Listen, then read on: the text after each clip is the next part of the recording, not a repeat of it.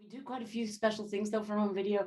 There's definitely special video and audio formats that we do that have everything to do with Blu-ray and with the other home entertainment mediums we have today. But we also work with a wonderful team from our home video folks on other content, on special content for the home video. And it's sometimes it's things we couldn't even have gotten to because we have just a little bit more time for home video. Sometimes it's just creative ideas that they come up with, that somebody on the team comes up with, and they're almost always game to just, yeah, let's try that. That's a great team. They're like open and very excited. So we got to make some fun things. We got to show some deleted scenes that will make you, as you watch them, you're like, oh, wow, they went down. That's what it could have been.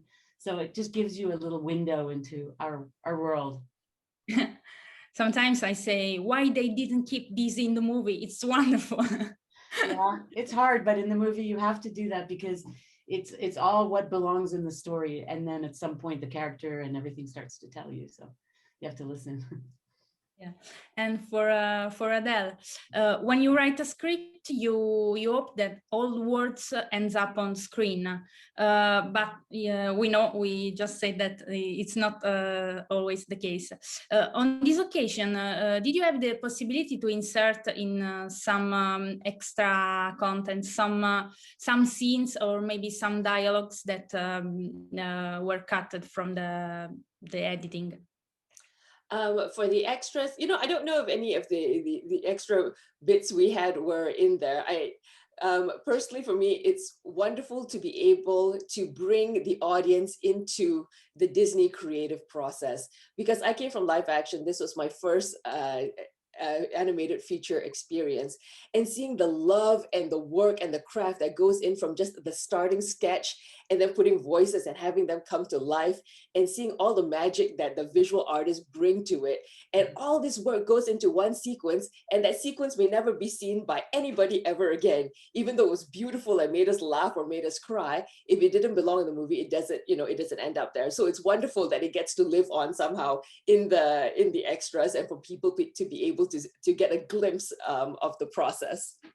Yeah, the female friendship is a very strong theme of the movie, but the movie is also there is no importance to the fact that Raya is a girl. She's a person with a big problem to solve.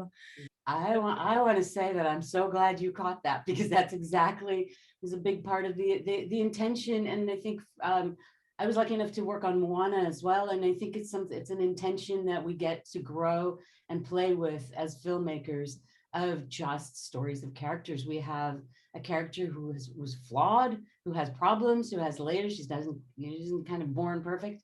And we have female friendships at the center of the story, and yet it's a fully relatable story for anybody. And that's, for me, that's the gold standard. Yeah, and just to add to that, to be able to tell a story of a heroine where her being a female, her being a woman, a girl, is not seen at all as a barrier, is not seen as a problem that she has to overcome. Her problems are the same problems, for the rest of the world. And really, in that way, Raya is this aspirational world that we created, that we would hope is reflected in the world, ultimately, hopefully.